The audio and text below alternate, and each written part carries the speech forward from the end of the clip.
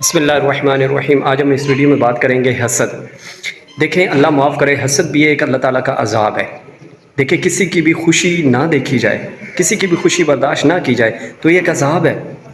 کچھ لوگ ہوتے ہیں جن کو تیر لگتا ہے، کچھ لوگ ہوتے ہیں جن کو پتھر لگتے ہیں، کچھ لوگ ہوتے ہیں جن کو گولی لگتی ہے، کچھ تھپڑ لگتا ہے تو ان کو درد ہوتی ہے، محسوس ہوتی ہے۔ لیکن کچھ لوگ ایسے ہوتے ہیں جن کو کسی کی کوئی خوشی نظر آ جائے نا تو ان کو وہ تیر جیسی لگتی ہے، بلکہ تیر سے بھی زیادہ زہریلی لگتی ہے۔ کچھ لوگ ایسے ہوتے ہیں جن کی کوئی خوشخبری یا کوئی گڈ نیوز ان سے ہضم نہیں ہوتی، ان کو ایسے لگتا ہے کہ جیسے اس کے سر پہ کسی نے کوئی چیز توڑ کے رکھ دی ہے، ایسے یہ جلتے ہیں اور ایسے یہ بھسم ہو جاتے ہیں۔ تو ایسے لوگوں کا کوئی علاج نہیں ہوتا۔ ہم یہ سمجھتے ہیں کہ ہم نا ان سے بحث مباحثہ کر کے، مکالمہ کر کے، مناظرہ کر کے ہم ان سے جیت جائیں گے، ایسا ہرگز نہیں ہونے والا۔ کچھ لوگ ہوتے ہیں جن سے مطلب جان چھڑانی ہوتی ہے، تو آپ بھی ان کو ان کے حال پہ چھوڑ دیں، بلکہ ہدایت کی دعا کیا کریں کہ یا اللہ ان پر ہدایت کر، اور ان پر یہ ایک عذاب ہے جو ان کو خود سمجھ نہیں آ رہی، ایسے جلتے ہیں، اپنے الفاظوں میں سے ایسے زہر اگلتے ہیں کہ سمجھ آتا ہے کہ ان کا دل اندر سے پک چکا ہے، اس قدر پک چکا ہے کہ اب اگر ہمیں فزیکلی ان کے دل کو دیکھا جائے نا تو ہمیں ہو سکتا ہے کہ آ جائے، کیونکہ ان کا دل اتنا پک چکا ہے، اتنا سیاہ ہو چکا ہے۔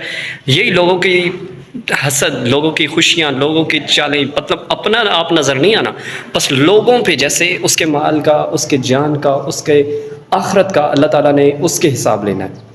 ایسے لوگوں کو تاڑتے پھریں گے، ایسے لوگوں پہ نظر دوڑائیں جیسے اس کا حساب اس نے دینا ہے، تو ایسے لوگوں کی پرواہ نہ کیا کریں۔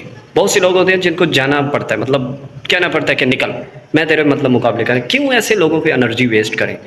ہاں مطلب کسی سے بحث ہو جائے، غصہ آ جائے تو ایک الگ بات ہے، لیکن یہ بات یاد رکھ لیں کہ زندگی میں ہر ایک سے بحث بھی نہیں کی جا سکتی۔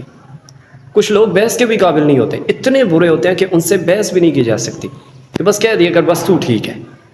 جتنا بحث کریں گے آپ کا دماغ خراب ہوگا، کیونکہ انہوں نے تو اپنی وہ ایک جو ضد ہے اس میں تو وہ کوئی نہیں پیچھے ہٹنے والا، ان کا تو ایک ایکسپیرینس ہے، پی ایچ ڈی کی ہوئی انہوں نے۔ تو اس لیے آپ ہی بہتر رہیں، آپ اپنے کام سے کام رکھیں اور حاسد بندے سے بچ کر رہیں، ٹھیک ہے؟ اور یہ حسد اللہ تعالیٰ کا ایک عذاب ہے۔ کسی کی خوشی نہ مطلب دیکھی جا سکی، کسی کا کوئی مسکرانا، کسی کے اس کے کانوں پہ خبر پہنچ گئی کہ فلاں گھر میں آج خوشی ہے، تو یقین مانگنے اس کے دل میں ایسے جیسے کوئی موت طاری ہو چکی ہے، یہ کیفیت ہو جاتی ہے۔ تو یہ کہ اللہ تعالیٰ کا عذاب نہیں ہے تو اور کیا ہے؟